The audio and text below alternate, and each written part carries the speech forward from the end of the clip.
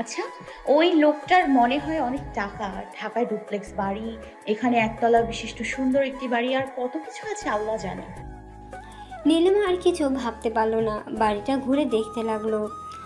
3 room, রুমের দেয়ালগুলো নীল colour করা, সাথে ডাইনিং রুম, একটা স্টোর রুমও আছে। 3 রুমে 3টা অ্যাটাচ ওয়াশরুমও আছে, কিন্তু কষ্টের বিষয় হলো এখানে কোনো ব্যালকনি নেই, আর না ছাদে ওঠার সিঁড়ি আছে। নীলিমার মনটা একটু খারাপ হয়ে গেল। পরক্ষণে ভাবলো বাগানে গিয়ে সময় কাটানো যাবে। মিহিরান ফ্রেশ হয়ে খাবার নিয়ে এলো। নীলিমাকে ওদের থাকার রুম দেখিয়ে ওই রুমে গিয়ে বসতে বলল। নীলিমা ওয়াশরুমে গিয়ে ফ্রেশ হয়ে বিছানায় বসলো। দেখলো বিরিয়ানির প্যাকেট, তবে এটা দোকানের বিরিয়ানি। মিহিরান বলল, আজ রান্না করার সুযোগ পাইনি, তাই এটা খাও, রাতে কিছু একটা করব। নীলিমার এমনিতে খুব ক্ষুধা লেগেছিল, তাই চুপচাপ খেয়ে নিল। কথায় আছে, পেট শান্তি তো সব শান্তি। নীলিমা খাওয়া দাওয়া করে শুয়ে পড়ল, তারপর ঘুমের দেশে তলিয়ে গেল। এদিকে মিহির নীলিমাকে ঘুমাতে দেখে ওর কাছে গিয়ে কপালে আলতো করে চুমু দিয়ে বলল, আমার পাগলি ব্লুবার্ড। তারপর মিহিরান একটু রেস্ট নিয়ে ঘর গোছাতে লাগলো। প্রায় 4 ঘন্টা পর নীলিমার ঘুম ভাঙল। ঘুম থেকে উঠে দেখলো সন্ধ্যা হয়ে গেছে। ঘুম ঘুম চোখে বোঝার চেষ্টা করলো কোথায় আছে। পরক্ষণে মনে পড়লো ওরা তো নতুন বাসা আছে। নীলিমা আশেপাশে তাকিয়ে মিহিরানকে খুঁজতে লাগলো, কিন্তু মিহিরানকে কোথাও দেখতে না পেয়ে তারও তড়িঘড়ি করে উঠে ডাইনিং রুমে এসে দেখলো পুরো ঘর গোছানো হয়ে গেছে। ও একটু অবাক হলো, ভাবলো লোকটা রোবট নাকি? এত কিছু এত কম সময়ে কিভাবে গোছালো! ইস, আমিও না কি যে বলি, এই লোকের দ্বারা তো এসবই সম্ভব। তবে লোকটাকে আমার সাহায্য করা উচিত ছিল। এখন খুব খারাপ লাগছে, কেন যে ঘুমোতে গেলাম। যাই, লোকটাকে গিয়ে সরি বলে দিই। এখন থেকে যতদিন এই বাসায় থাকবো লোকটাকে কাজে টুকটাক হেল্প করবো। সাইকো হোক আর যাই হোক, আমার খুব কেয়ার করে, এটা তো মানতেই হবে। হঠাৎ ঘাড়ে উষ্ণ নিঃশ্বাস অনুভব করলো নীলিমা। পেছনে তাকাতেই মিহিরানকে দেখে ভয় পেয়ে গেল। বলল, আপনি হঠাৎ ভূতের মতো পেছনে দাঁড়িয়ে আছেন কেন? কত ভয় পেয়েছি জানেন? উফ, কত সুন্দর করে তোমার চুলের ঘ্রাণ নিচ্ছিলাম, আর তুমি মুডটাই নষ্ট করে দিলে। আর ভূত বুঝি পিছনে দাঁড়িয়ে থাকে? আজ তোমার থেকে নতুন কিছু জানলাম। নীলিমা আমতা আমতা করে বলল, আসলে আমি ভূত খুব ভয় পাই। আচ্ছা, ওইসব কথা বাদ দিন, আপনাকে একটা কথা বলার ছিল। কি? আই এম সরি, আপনাকে আজ বাসা ছাড়ানোতে হেল্প করা উচিত ছিল আমার, কিন্তু আমি উল্টো মনের সুখে ঘুমিয়েছি, তাই সরি। আরে বোকা মেয়ে, সরি বলার কি আছে? এটা কোনো ব্যাপার না। কথাগুলো বলতে মিহিরানের চোখ পড়ল নীলিমার গলার একটু নিচে মিচমিচে কালো তিলটায়। মিহিরানকে তিলটা চুম্বনের মতো টানছে। একটা শুকনো ঢোক গিল নীলিমার দিকে তাকিয়ে বলল, ওকে, সরি অ্যাকসেপ্ট করতে পারি, কিন্তু একটা শর্তে। উফ, এই লোকটা দেখি শর্ত ছাড়া কিছুই বোঝে না।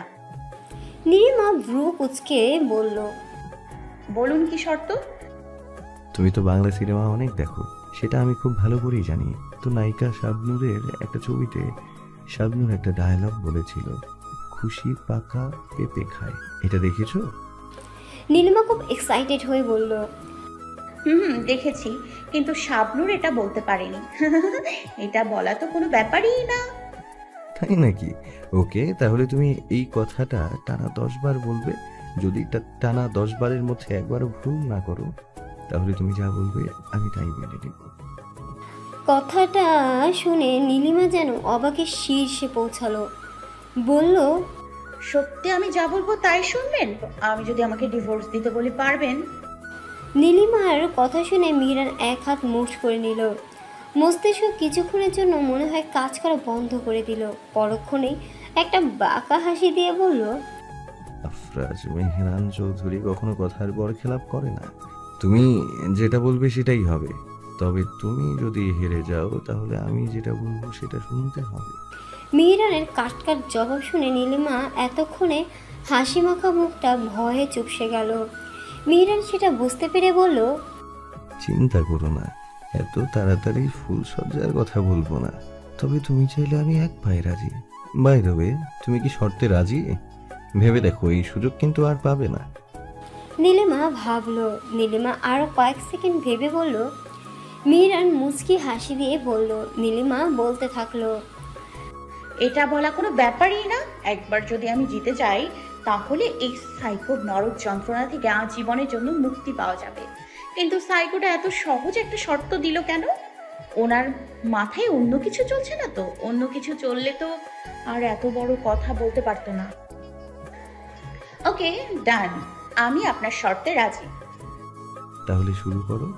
খুশি পাকা পেঁপে খায়, খুশি পাকা পেঁপে খায়, খুশি পাকা পেঁপে খায়, খুশি পাকা পেঁপে খায়, খুশি পাকা পেঁপে খায়।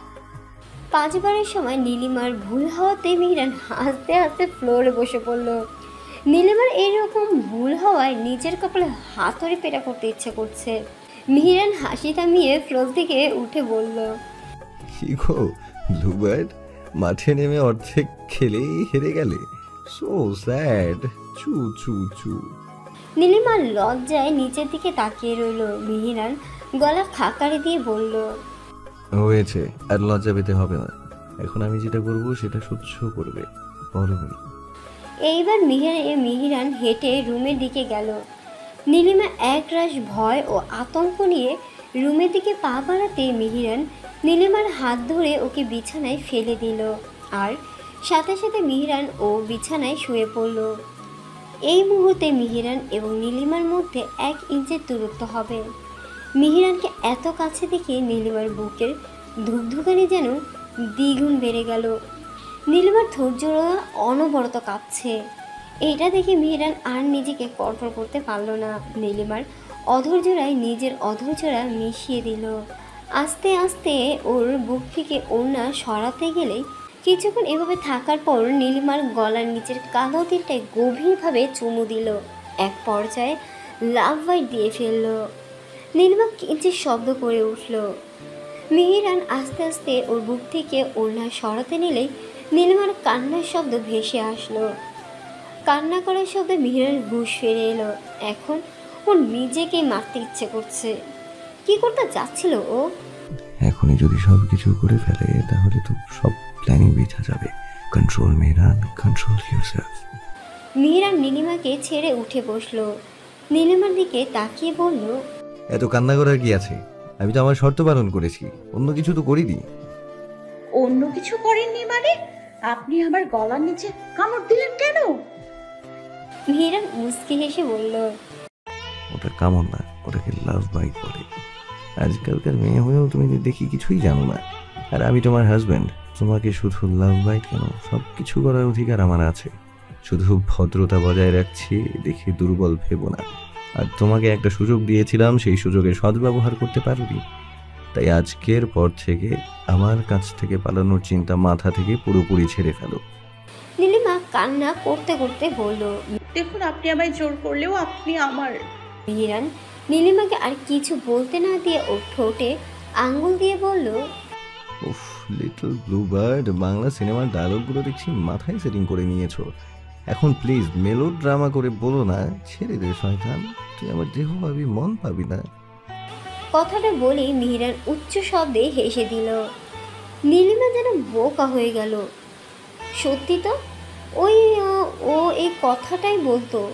নীলিমা মিহিরানের দিকে তাকিয়ে কর্কশ কণ্ঠে বলল, আমি না হয় বাংলা সিনেমা দেখি, তাই আমার ডায়লগ মুখস্থ। কিন্তু আপনি এই ডায়লগগুলো কিভাবে জানেন? এর মানে আপনিও বাংলা ছবি দেখেন? কখনো না, এগুলো ফেসবুকের ভিডিও তো সারাদিনই আসে, সেখানেই মাঝে মাঝে দেখি। ও, আপনি ফেসবুক ব্যবহার করেন? কেন, তোমাকে কি আমার এলিয়েন মনে হয় নাকি? সোশ্যাল মিডিয়ার অন্যতম মাধ্যম হলো ফেসবুক। তো আপনার ফেসবুক আইডির নাম কি? নাম দিয়ে তোমার খাম কি? সেটা তোমাকে বলবো না। পরে দেখা যাবে তুমি আমার ফেসবুকে আইডি মেনশন করে বিভিন্ন সোশ্যাল গ্রুপে গিয়ে বলবে, হেল্প প্লিজ, আমাকে এই সাইকো পাগল বজ্জাত লোকটা জোর করে আটকে রেখেছে। তারপর বাংলা সিনেমার ডায়লগ দিবে, বাঁচাও আমাকে বাঁচাও। কথাগুলো বলে মিহিরান ঠোঁট টিপে হাসতে লাগলো। নীলিমা কটমটে মিহিরান দিকে তাকিয়ে বলল, আপনি কি খোঁচা মারা ছাড়া কথা বলতে পারেন না? সব সময় আমাকে ইনিয়ে বিনিয়ে অপমান করার চেষ্টা করেন, খারুস একটা। এটা আবার কেমন নাম? এই নামটার সাথে আপনার আচরণের খুব মিল আছে, তাই বললাম। কথাগুলো বলে মিহিরান হনহন করে চলে গেল ওয়াশরুমে। কিছুক্ষণ পর বের হয়ে দেখলো মিহিরান রুমে নেই। কিচেন থেকে কিছু শব্দ আসছে। নীলিমা বুঝতে পারলো মিহিরান রাতের খাবার বানাবে। নীলিমাও কিচেনের দিকে গিয়ে মিহিরানের সাথে টুকটাক কাজ করতে লাগলো। মিহিরান জিজ্ঞেস করলো, আজ কি খেতে চাও?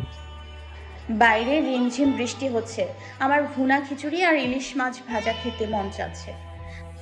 ওকে, তাহলে তাই করি। আর বুঝতে পারছি না চাঁদ মামা আজ কোন দিকে উঠলো যে মহারানী আজ কিচেনে এসেছে, তাও আবার আমাকে হেল্প করতে। নীলিমা কটমটিয়ে বলল, আমাকে কি আপনার মনুষ্যত্বহীন মনে হয়? আপনি আজ অনেক কাজ করেছেন, তাই একটু হেল্প করতে আসলাম। তাছাড়া রুমে আমার একা একা বোরিং লাগে। আজকের পর থেকে আমি যতদিন আপনার কাছে আছি ততদিন আপনার কাজে সাহায্য করব।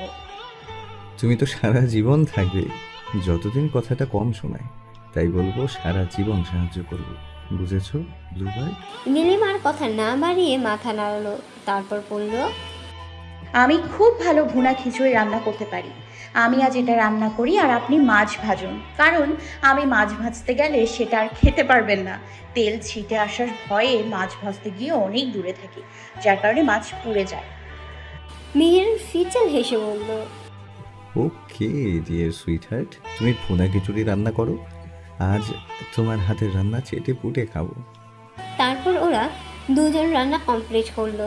আজকে নীলিমা খাবার সার্ভ করবে। তারপর নিজে খেতে বসে মিহিরানের দিকে তাকিয়ে বলল, আগে আপনি খেয়ে বলুন রান্নাটা কেমন হয়েছে, তারপর আমি টেস্ট করব। মিহিরান ওর কথা মতো খাবার মুখে নিয়ে হা করে নীলিমার দিকে তাকিয়ে থেকে বলল, এটা কি রান্না করেছো তুমি? হায় আল্লাহ, এই ছিল আমার কপালে শেষ পর্যন্ত কিনা। মিহিরানকে আর কথা বলতে না দিয়ে নীলিমা কাঁদো কাঁদো মুখ করে বলল, রান্না ভালো হয়নি তাই না? আসলে আমি এই ভুনা খিচুড়ি রান্নাটাই ভালো পারি, কিন্তু আজ আপনার বাসায় প্রথম রান্না করতে গিয়ে খুব আনইজি লাগছিল, তাই হয়তো ঠিকঠাক মশলা দিতে পারিনি। ওকে, আমি খেয়ে দেখছি কোনটা কম হয়েছে। নীলিমা এক লক্ষ্য মুখে দিয়ে বলল।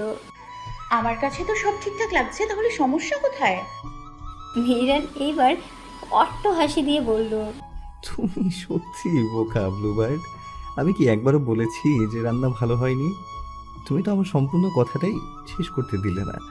আমি বলতে চেয়েছিলাম এত সুন্দর রান্না করেছো তুমি, এত ভালো বউ আমার কপালে ছিল, শেষ পর্যন্ত এত মজার খাবার খেতে পেরে আমি ধন্য হলাম। নীলিমা ছোট্ট করে নিঃশ্বাস ছেড়ে বলল, আপনি সত্যি একটা রহস্যময় মানুষ। প্রথমে যেভাবে বলেছিলেন আমার মনটাই খারাপ হয়ে গেছিল। এনিওয়ে, খাওয়া শুরু করুন। তারপর ওরা দুজনেই খাবার খেয়ে ফ্রেশ হয়ে নিল। মিহিরান বাসায় বসে ল্যাপটপে অফিসে কিছু কাজ করছিল আর নীলিমা কম্পিউটারের নিচে গিয়ে গুটিসুটি হয়ে শুয়ে পড়ল। হঠাৎ নীলিমার ওর রেহানার আন্টির কথা মনে পড়ল। ভাবতে থাকলো। এসব ভাবতে ভাবতে নীলিমার মাথায় হঠাৎ করে একটা আইডিয়া এলো। আচ্ছা, রেহান আর আন্টি কি করছে? এতদিন আমি নিখোঁজ, আন্টি তো নিশ্চয়ই মাকে জানিয়ে দিয়েছে। আর মা আমার প্রতি যতই কেয়ারলেস হোক না কেন, আমার নিখোঁজ হওয়ার কথা শুনে নিশ্চয়ই লন্ডন থেকে এসে পড়েছে, হয়তো থানায় মিসিং কমপ্লেনও করেছে। ইস, তারা কত দুশ্চিন্তা করছে আমার জন্য।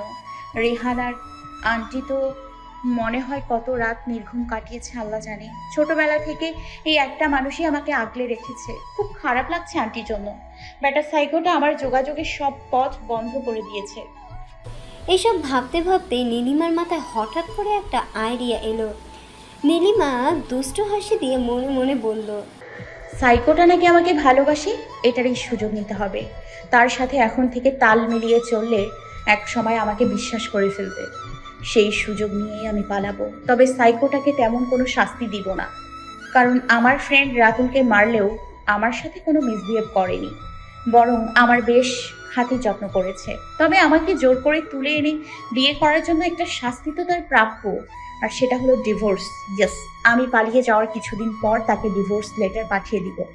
তারপর আমি এমন জায়গায় উধাও হব যে পাগলটা কোনোদিনও আমাকে খুঁজে পাবে না। কথাগুলো ভেবে বিশ্বজয়ের হাসি দিল নীলিমা। এইদিকে বাইরে রিমঝিম বৃষ্টি হচ্ছে। হঠাৎ নীলিমার সেই বিকালে দেখা ছেলেটির কথা মনে পড়ে গেল।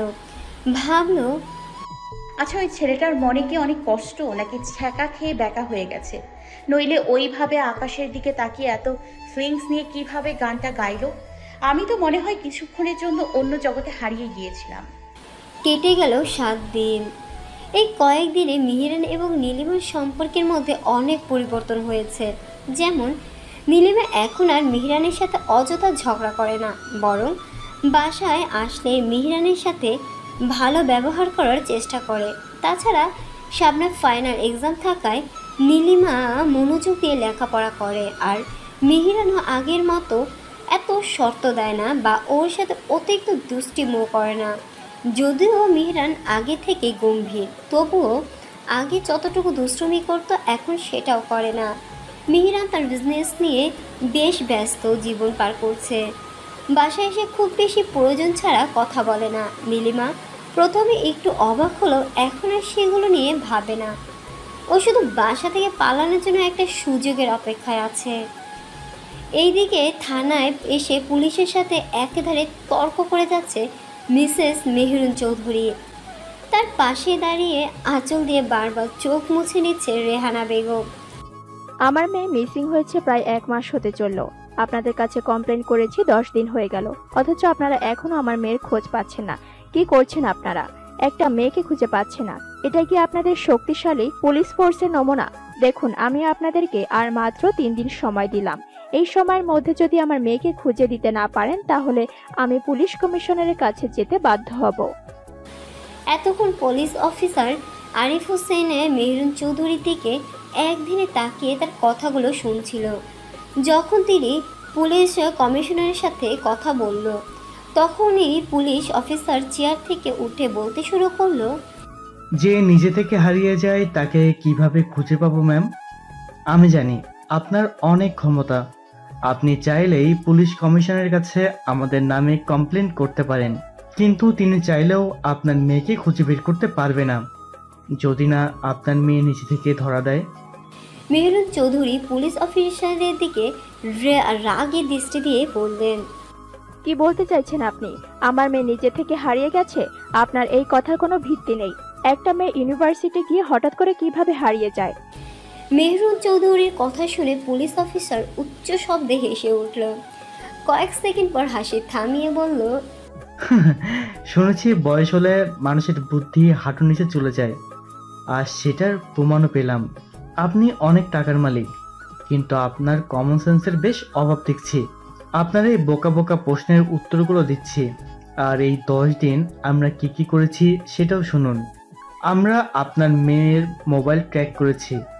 মোবাইলের লোকেশন যমুনা নদীর কাছে পাওয়া গেছে।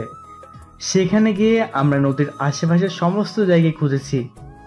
আশেপাশের মানুষজনকে জিজ্ঞাসা করেছি, এমনকি আপনার মেয়ের ছবিও দেখিয়েছি, কিন্তু কেউ আপনার মেয়েকে এতদিনের মধ্যে দেখেনি।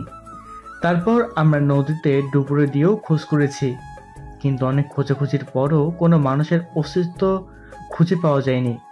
আর আপনার কোনো শত্রু যদি আপনার মেয়েকে কিডন্যাপ করতো, তাহলে নিশ্চয়ই আপনাকে মুক্তিপণের জন্য ফোন করত, কিন্তু সেটাও করেনি। আর সে যদি সত্যি কিডন্যাপার হতো, তাহলে এতদিনে তার বেঁচে থাকার কথাও নয়। নিশ্চয়ই আমরা কোনো না কোনোভাবে তার লাশ খুঁজে পেতাম। আমরা কোনো ক্লু রাখিনি। আমরা আমাদের সর্বোচ্চ দিয়ে আপনার মেয়েকে খোঁজার চেষ্টা করেছি, কিন্তু পাইনি। তারপর আমরা নিজেরাই ভেবে নিলাম যে আপনার মেয়ে নিজে থেকেই হারিয়ে গেছে। হয়তো সে ফোনটা যমুনা নদীতে ফেলে গিয়েছে, যাতে আমরা তার লোকেশন ট্র্যাক করতে না পারি। আর আপনার মেয়ে সাবালিকা, ইউনিভার্সিটিতে পড়ার সময় রিলেশন থাকতেই পারে।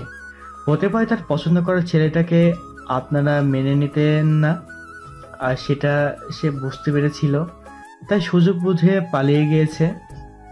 হঠাৎ রেহানা বেগম বলে উঠল, না না নীলিমা, এরকম মেয়ে না। আপনি ওর সম্পর্কে ভুল ভাবছেন। ওর যদি সত্যি এরকম কোনো ব্যাপার থাকতো, তাহলে আমাকে ঠিকই বলতো। ছোটবেলা থেকে ও আমার থেকে কোনো কিছু লুকায়নি। রেহেনা বেগমের কথা শুনে পুলিশ অফিসার মুস্কি হেসে বলল, ও হ্যালো আন্টি, নীলিমা এখন আর সেই ছোট বাবু নেই, সে যথেষ্ট ম্যাচিউর। আজকাল উঠতি বয়সে মেয়েরা ভালো মন্দ না ভেবে হুট করে সিদ্ধান্ত নিতেই বেশি পছন্দ করে। আর আমরা এমন অনেক কেস দেখেছি যেখানে পরিবারের কাছে মেয়েগুলো ভোলা ভালা, অথচ বাইরে প্রস্টিটিউটের কাজ করে বেড়ায়। তাই না জেনে সাফাই গাইতে আসবেন না প্লিজ। তারপর মেহেরুন চৌধুরীকে লক্ষ্য করে বলল, আর আপনার যে লম্বা হাত আছে সেটা আমার আগে থেকে জানা ছিল, তাই পুলিশ ফোর্সে নিয়ে আমি নিজেই কমিশনের কাছে গিয়ে সব জানিয়েছি। তিনিও আমাদের সাথে সহমত। তাই এইসব ক্ষমতার বড়াই না দেখিয়ে দোয়া করুন আপনার মেয়ে যেখানেই থাকুক যেন সুখে থাকে।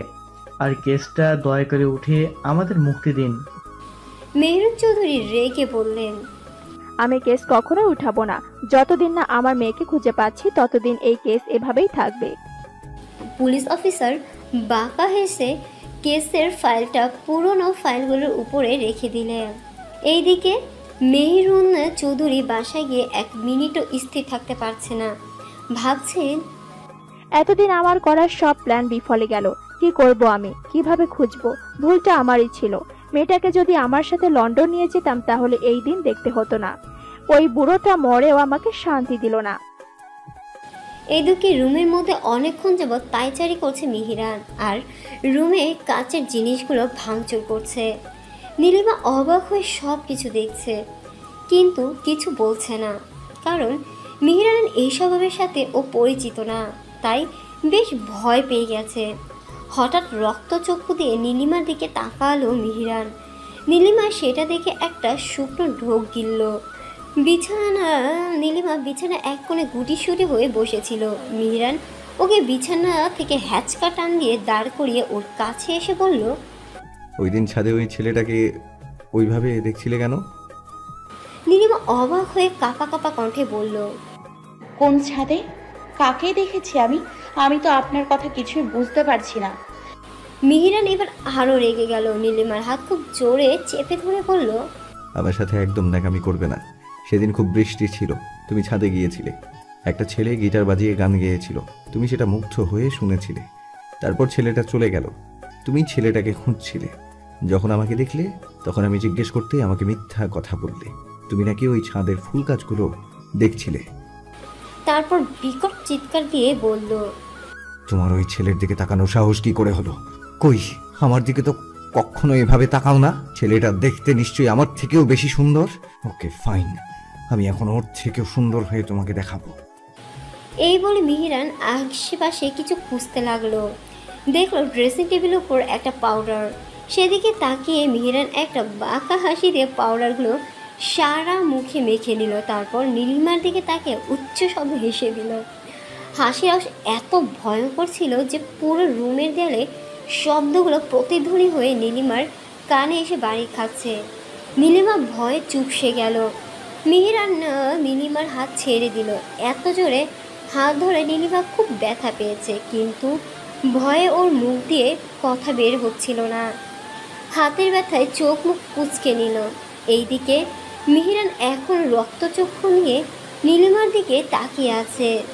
নীলিমা ভয়ে এসির মতো ঘেমে গিয়েছে। ওর কাছে মিহিরানকে দেখতে একদম হরর ফিল্মের প্রেতাত্মার মতো লাগছে। চোখ যার টকটকে লাল, মনে হয় একটু ছুঁয়ে দিলেই রক্ত গড়িয়ে পড়বে। তার উপর মিহিরান এমনিতেই ফর্সা, আর পুরো মুখে পাউডার মাখানোতে আরও বেশি সাদা লাগছে।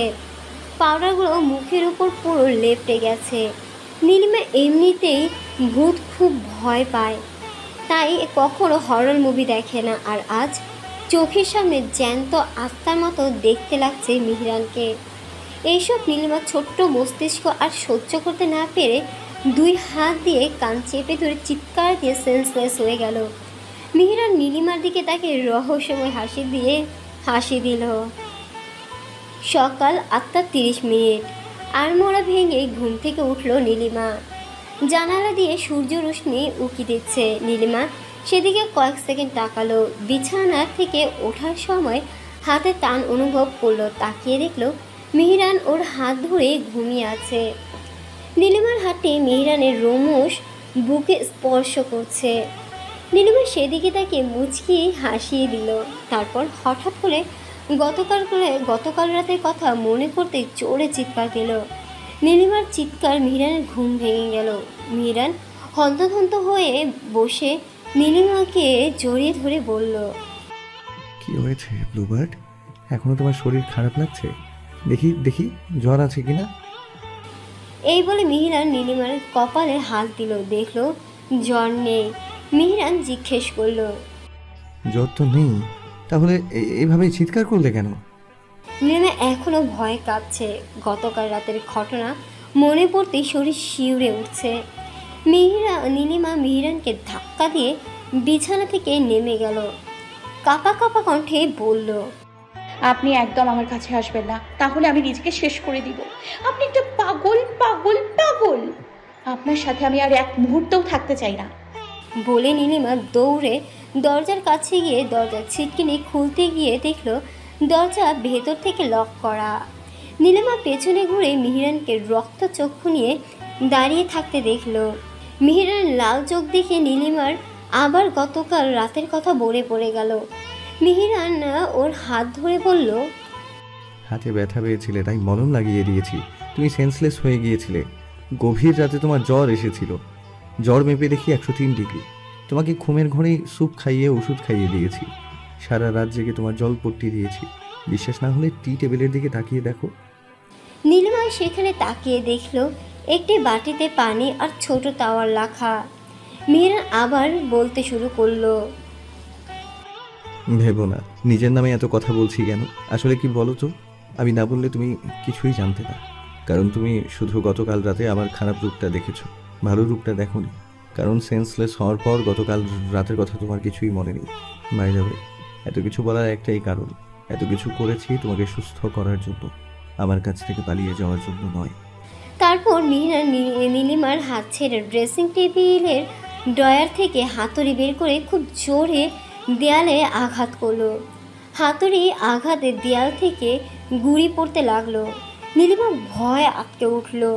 মেহেরান নীলিমার কাছে এসে বলল, এই দেয়ালের গুড়িগুলো দেখতে পাচ্ছ ব্লু ভাই?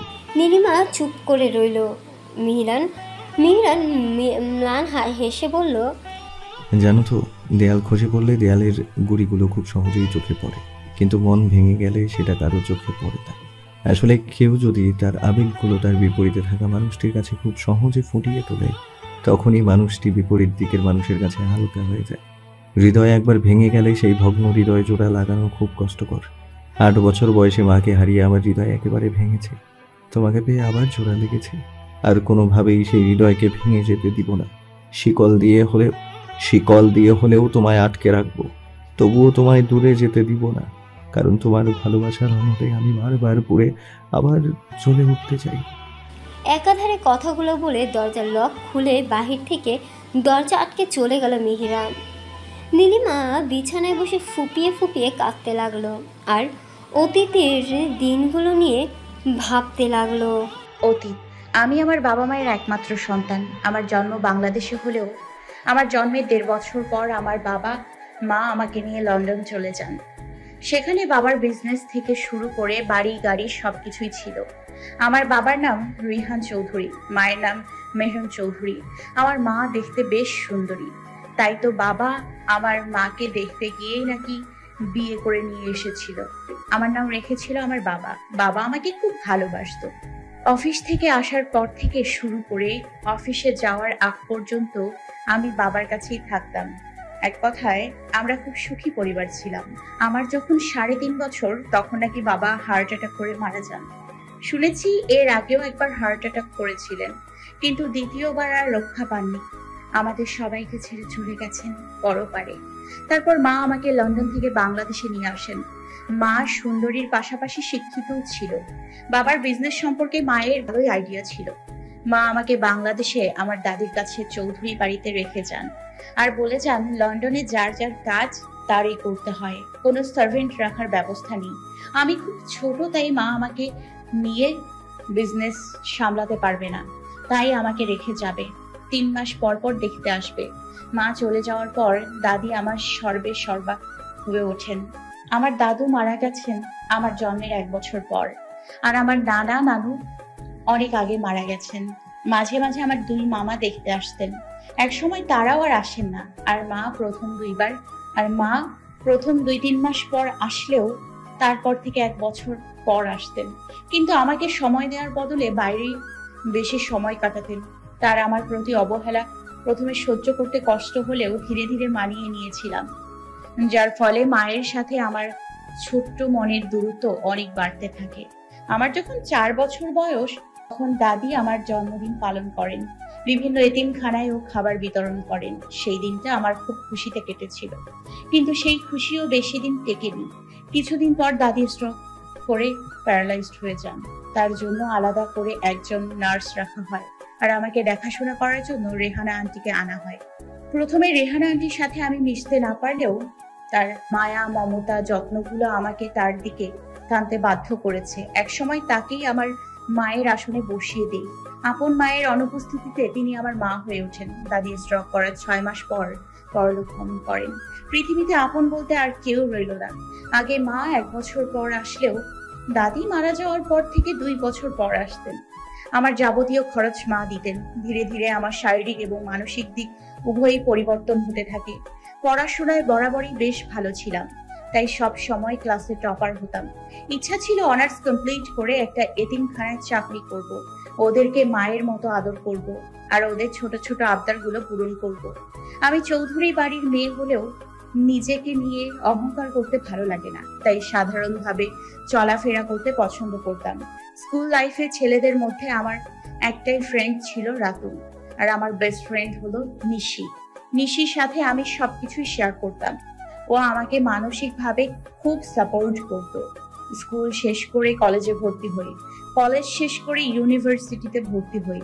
অনার্স 3rd ইয়ারে ওঠার পরেও বেশ কিছুদিন ভালোই চলছিল। ফাইনাল পরীক্ষার 2 মাস আগেই বিষাক্ত একটা দমকা হাওয়া আমার সবকিছু তছনছ করে দিল।